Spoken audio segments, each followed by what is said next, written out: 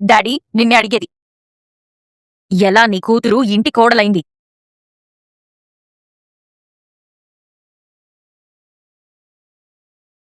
ఎలా అత్త నీ దగ్గర తీసుకున్న మాట నిజమై? అనసూయ గారు, ఏంటమ్మా? మా డాడీ మాట నిజమవ్వాలంటే ఏం జరగాలి? దీపా దశరథ్ గారి కూతురై ఉండాలి.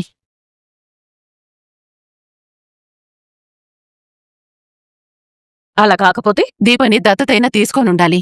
ఆ రెండు కాకుండా మా బావ నా మెళ్ళో తాళి కట్టకుండా మా అత్త తీసుకున్న మాట నిజమయ్యే అవకాశం ఉందా? లేదమ్మా. డాడీ విన్నావా?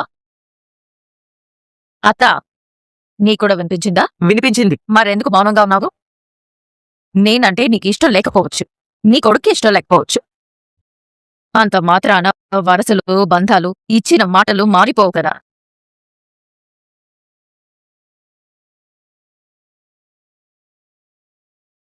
మరి మారిపోనప్పుడు నువ్వెందుకు డాడీ అలా మాట్లాడాలి? అమ్మా నాన్న చచ్చినా ఈ అనాథమెళ్ళో బావ తాళి కడితే మీ ప్రామిస్ ఎలా నెరవేరుతుంది? దీప అనాథ కాదు.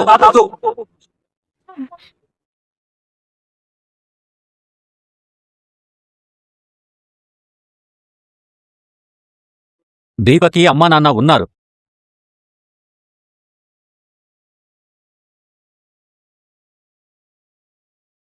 దీప అమ్మా నాన్న బ్రతికే ఉన్నారు.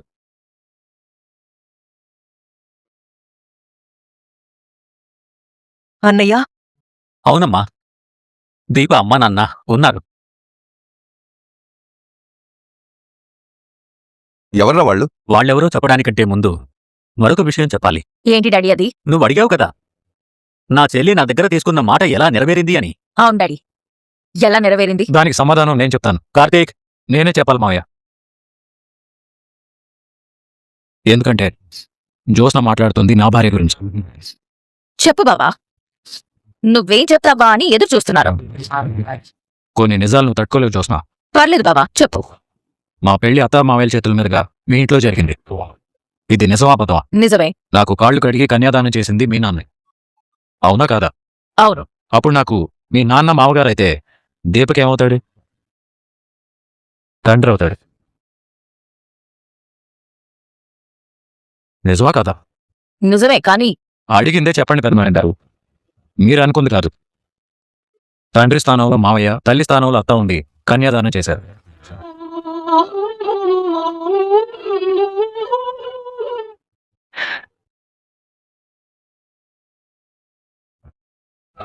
అంటే వాళ్ళ కూతుర్ని చెల్లింటికి కోడలుగా ఇచ్చారు. మా అమ్మ కోరిక అదే కదా. అదెలా అవుతుంది? ఎందుకు కాకూడదు? దీపజ్యోత్స్న అవుతుందా? ఎప్పటికీ కాదు. మరి అత్త కోరిక తీరినట్టు ఎలా అవుతుంది? మా అమ్మ కోరిక నీ కూతుర్ని నా ఇంటి కోడలుగా చేయమనే కానీ జ్యోత్స్ననే నా ఇంటి కోడల్ని చేయమని కాదు.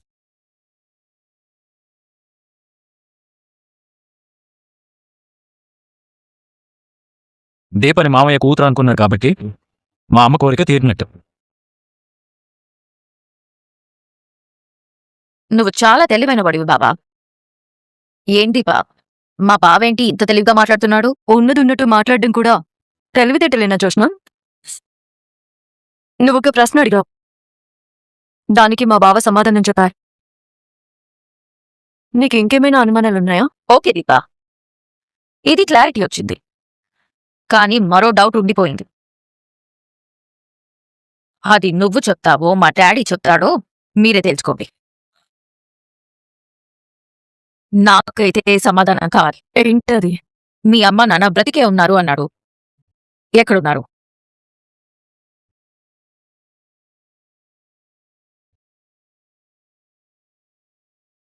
అసలు ఎవరు మీ అమ్మ నాన్న? నాకిప్పుడే తెలియాలి.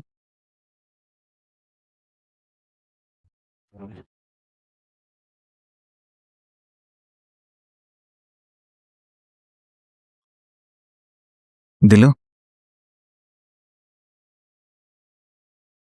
సారీ. స్వప్న, డ్రైవర్లు ఓనర్స్ని ఎలా పిలవాలి? మేడం అని. అలాగే పిలు. సారీ మేడం, మీరేదో సీరియస్గా చదువుతున్నారు. ఆడదాని జీవితానికి మంచి సంసారమైనా ఉండాలి, లేదంటే మంచి చదువైనా ఉండాలి. నీ ప్రేమలో పడి చదువుకి సున్నా పెట్టాను, ఇప్పుడైతే సంసారానికి సున్నా పెట్టాను. అప్పుడు వదిలేసిన చదువు విలువ ఇప్పుడు తెలిసొచ్చి మళ్ళీ పుస్తకం పట్టాను. ఒక మంచి డిగ్రీ సంపాదించి ఎవరి మీద ఆధారపడకుండా బతకాలి. ఆగిపోయిన చదువుని సరిదిద్దుకోవాలనుకున్న దానివి సంసారాన్నెందుకే సరిదిద్దుకోవాలనుకోవట్లేదు? నేను జ్యూస్ అడిగాను, సలహాలు కాదు. అయితే నువ్వు వెళ్ళి తెచ్చుకో. మరి ఇదెవరికి? అల్లుడు గారికి. అల్లుడు గారు, ఈ జ్యూస్ తాగండి. వదిలేండి అత్తయ్య గారు. ఇప్పుడు నన్ను డ్రైవర్గానే చూడండి. మేం డ్రైవర్ గానే చూస్తున్నాం, నువ్వే డ్రైవర్లా ఉండట్లేదు. ఎవరినెలా చూడాలో నీకు బాగా తెలుసు స్వప్న. మీకైతే బొత్తిగా తెలియదు నానా. పాతకాల మనిషిని కదమ్మా. మీ అంత తేలిక నేను బంధాల్ని వదులుకోలేను. అందర్నీ నావాళ్లే అనుకుంటాను. అవమానించినా భరిస్తాను. సహనం చచ్చిపోయి కాస్త అరిచినా మళ్ళీ నాకు నేనే సర్ది చెప్పుకుంటాను. నువ్వేం చెప్తున్నావో నాకు అర్థమవుతుంది నానా. అప్పుడు ఏం చేయాలో కూడా అర్థం కావాలి కదా. ఏం చెయ్యాలో అదే చేస్తున్నాను. ఏం చేస్తున్నావు? నేనొక బిజినెస్ స్టార్ట్ చేసి నాలాంటి 10 మందికి ఉపాధి కలిగించాలని అనుకుంటున్నాను. వ్యాపారం అంటే ఎంతో సహనంతో చేయాల్సిన పని. అందులో సగం సహనం ఉన్న సంసారాన్ని చక్కదిద్దుకోవచ్చు. కాశీతో సంసారం కంటే సన్యాసమే బెటర్. కార్ సర్వీసింగ్ అయిపోయింది. నాకు చిన్న పని ఉంది, వెళ్ళొస్తాను. కాశీ, నువ్వెక్కడికైనా వెళ్ళినా తొందరగా వచ్చే. మార్నింగ్ వచ్చేస్తాను సార్. లేదు, నువ్వు రాత్రికి ఇక్కడే పడుకో. ఇక్కడెక్కడ పడుకుంటాడు? గెస్ట్ రూమ్ ఉంది కదా, అందులో కాశీ పడుకుంటాడు. కాశీ ఇంట్లో పడుకోవడానికి వీల్లేదు. గదిలో కాకపోతే హాల్లో పడుకుంటాడు. నాన్న, ఇంట్లో ఉండడానికి వీల్లేదంటుంటే మళ్ళీ హాల్ అంటారేంటి? ఎవరిని ఎక్కడుంచాలో అక్కడే ఉంచాలి. Very good. నేను కూడా అదే చెప్పాలనుకుంటున్నాను. ఎవరిని ఎక్కడుంచాలో అక్కడే ఉంచుతాను. నాకొకరు సలహాలు ఇవ్వాల్సిన అవసరం లేదు. కాశీ, నువ్వు ఈ రోజు నుంచి ఈ ఇంట్లోనే పడుకుంటా. కారణం ఏంటో తెలుసుకోవచ్చా? మార్నింగ్ నేను గుడికెళ్ళాను. కాశీయే తీసుకెళ్ళాను. ఎందుకు? నా కూతురు కాపురం బావుండాలని దేవుడికి మొక్కుకోవడానికి. మీరు అనుకున్నది జరగదులేండి. నువ్వనుకున్నట్టే నేననుకుంది జరగొచ్చు కదా. కాశీ, నేను చెప్పింది చెయ్యి. నాన్న, నువ్వు నా మీద కోపంతో ఇదంతా చేస్తున్నావు కదా? కోపంతో కూడా పూజలు చేయిస్తారా? కాస్త అర్థమయ్యేలా చెప్పు కావేరి. కొందరికి మనం చెప్పాల్సిన అవసరం లేదులేండి. ఇందాక జ్యూస్ అడిగావు కదా, ఇక్కడ పెడుతున్నాను, తాగు. చెప్పండి, మిమ్మల్ని అడిగేది. దీప అమ్మా నాన్న ఎవరు? ఎవరు అంటే ఈరోజు తీసుకొచ్చి నీ ముందు నిలబెట్టలేకపోవచ్చు. కాని ఏదో ఒక చోట వాళ్ళు ఉండే ఉంటారని దీప నమ్ముతుంది, నేను నమ్ముతున్నాను. మీరు నమ్మి చెప్తున్నట్టు లేదో, నిజం తెలిసి నా ముందు ఓపెన్ అవ్వలేక చెప్తున్నట్టే ఉంది. దీపని పెంచిన తండ్రి బతికుంటే అసలైన అమ్మా నాన్న ఎవరో తెలిసుండేదేమో. లేదమ్మా, నా తమ్ముడు కూడా వాళ్ళెవరో తెలీదు.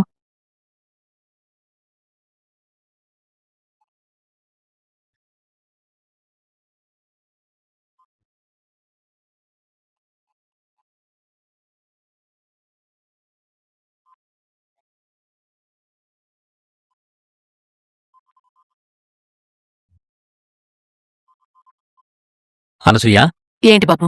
దీప గురించి కుబేర నీతో ఏం చెప్పాడో నాతో చెప్తావా? చెప్తాను బాబు. నా తమ్ముడి పెళ్ళాం పేరు అంబుజవల్లి. అది నా తమ్ముడికి పిల్లలివ్వలేకపోయింది. కాని నా తమ్ముడికి పిల్లలంటే ప్రాణం. అది రోగంతో మంచాన పడినప్పుడు ఒకరోజు మా తమ్ముడు నా కబురంపాడు. వెళ్ళి చూస్తే అంబుజవల్లి దగ్గర ఓ చంటిదుంది. ఎవర్రా ఈ బిడ్డ అంటే, నా బిడ్డకా అన్నాడు. నీ బిడ్డేంట్రా అంటే అప్పుడు చెప్పాడు. ఏం చెప్పాడు? దీపనెవరో బస్టాండ్లో వదిలేశారంట.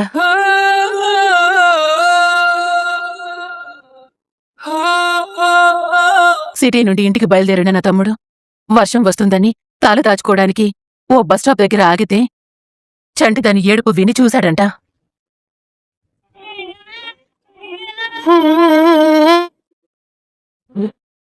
బిడ్డని చేతిలోకి తీసుకొని చూశాడు. ఎవరూ లేరంట. ఎవరో కావాలని వదిలేసినట్టున్నారు. ఏంటో ఈ మనుషులు.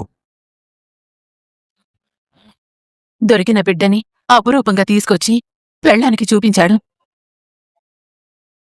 అది కన్ను మూసేలోపు దీనికి దీప అని పేరు పెట్టి దీన్ని తృప్తిగా చూసుకుని చచ్చిపోయింది. ఒకవేళ నేను అనకపోతే ఈ బిడ్డకి ఈ పేరు పెట్టిన ఏ పేరు? దీపా.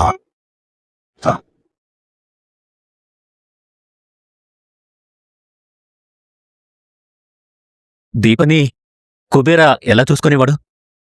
ఇదంటే వాడికి ఆరో ప్రాణం బాబు. తండ్రి కోసం ఇది చదువు మానేస్తే దీనికోసం వాడు పెళ్ళే మానేశాడు. నేనెన్నోసార్లు చెప్పాను, ఒరే కుబేరా మళ్ళీ పెళ్లి చేసుకోరా అని.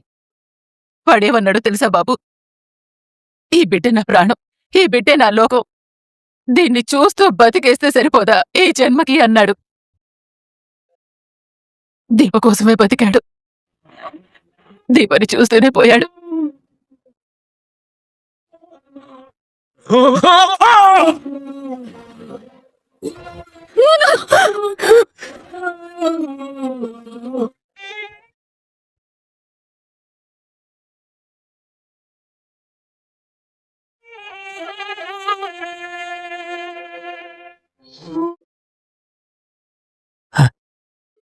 దేవుడమ్మా నీ తమ్ముడు. డాడీ మరీ ఇంత కొత్తగా కనపడుతున్నాడేంటి? నా అనుమానం నిజమేనా?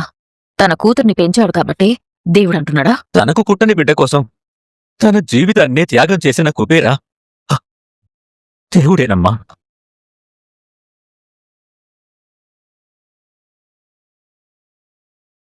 బ్రతికుంటే నీ తమ్ముడి కాళ్ళు కడిగి ఆ నీళ్లు నెత్తి మీద చల్లుకునేవాణ్ణి. బాబు,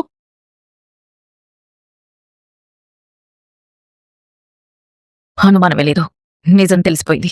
కుబేరా నువ్వు దేవుడివయ్యా. మావయ్య ఏంటిది? ఎన్ని జన్మలెత్తినా ఇలాంటి వాడి రుణం తీర్చుకోలేన్రా. దశరథ, నువ్వెందుకు ఎమోషనల్ అవుతున్నావు? లేదు నాన్నా, కుబేరా ఆ రోజు దీపని బస్టాండ్లో వదిలేసిపోయుంటే దీప మనకి దక్కేది కాదు కదా. ఇది మహర్జాతకురాలు. నాకు తెలిసి దీప ఎవరో గొప్పింటి బిడ్డ అయ్యుంటుంది బాబు.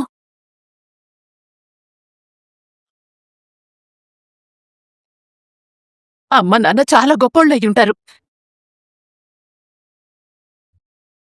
పేరు మోసిన కుటుంబంలో పుట్టుంటుంది. అందుకే చెప్తున్నానమ్మా, నా కూతుర్ని. మావయ్య ఎవరో కూతుర్ని తన కూతురుగా పెంచారు. అది కాదురా. మనం బయటకు వెళ్దాం రా. రా మావయ్య రా.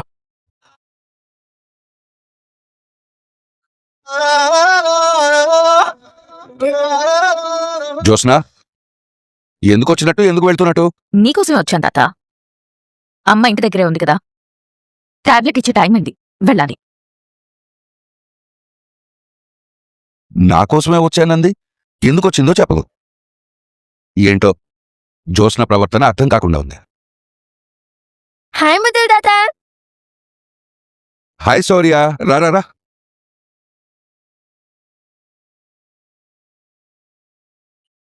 ఎప్పుడొచ్చావు? ఇప్పుడే వచ్చాను. ఎలా చదువుతున్నావు? చదువుతున్నానులే. ఏంటి అంత సీరియస్గా ఉన్నావు? దాని చదువు అలాగే ఉంది పెద్దయ్య గారు. అక్క, దాన్ని లోపలికి తీసుకెళ్లి తినడానికి ఏమైనా పెట్టు. అలాగే పదవి.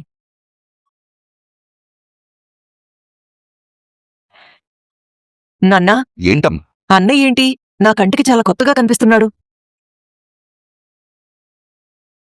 నేను గమనించానా?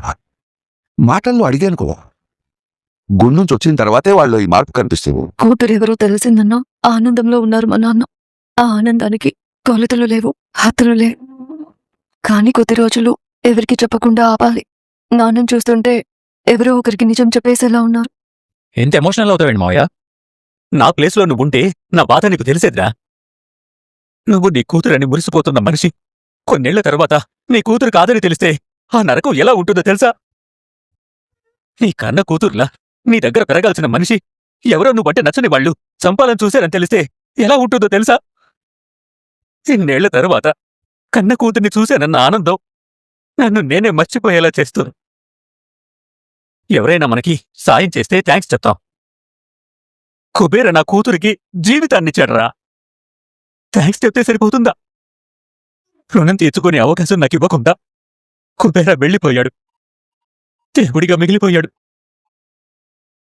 చేతులెత్తి నమస్కారం పెట్టడం తప్ప నేనేం చేయగలను చెప్పు? నీ బాధ నాకు అర్థమవుతుంది మావయ్య. కానీ కాస్త ఓపిక పట్టాలి కదా. నా వల్ల కావట్లేదురా. జ్యోత్స్న అడిగిన ప్రశ్నకి నువ్వు సమాధానం చెప్పకపోయుంటే నేను నిజం చెప్పేసి ఉండేవాణ్ణేమో. నువ్వు నీ కూతురికి మాటిచ్చావు గుర్తుందిగా. నువ్వు నిజం చెప్పావంటే నేను చచ్చిన తొట్టే. నీ ఒప్పుకి నేను కట్టుబడే ఉంటానమ్మా. వద్దురా.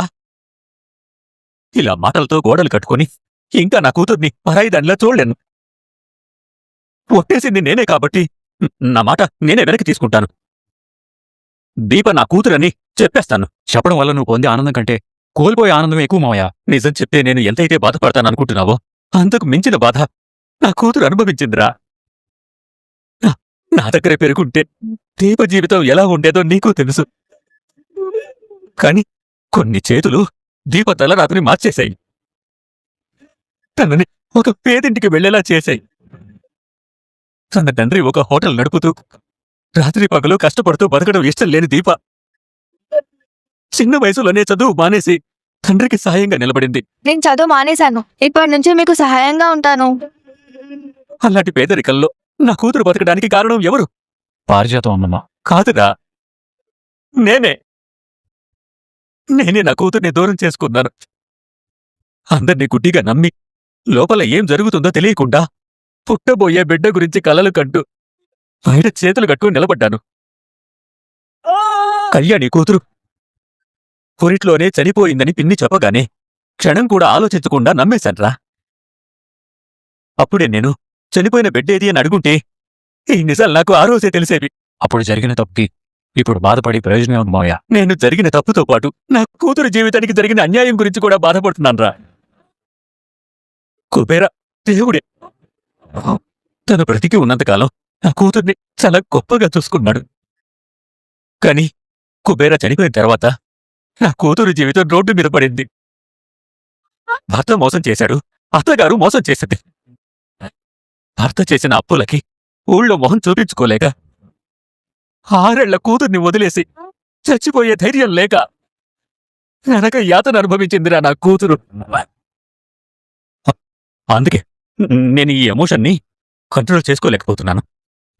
నా కూతురు కాలికి మట్టి కూడా అంటకుండా చూసుకోవాలనుంది. పేదవాడైన కుబేరా బిడ్డని యువరాణిలా చూసుకుంటే నేను ఇంకా ఎంత గొప్పగా చూసుకోవాలి. దీప ఎవరో అందరికీ తెలియాలి. తెలియాలి, కానీ ఇప్పుడు కాదు.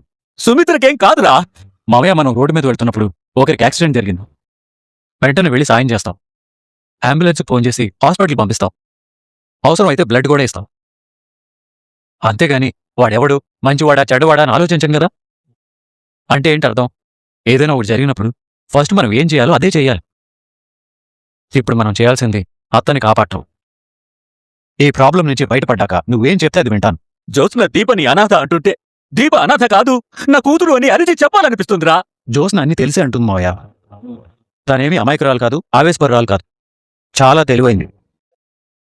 తన వెనక ఏం జరుగుతుందో తెలుసుకునే ప్రయత్నంలోనే ఉంటుంది. మనమే కాస్త అలర్ట్గా ఉండాలి.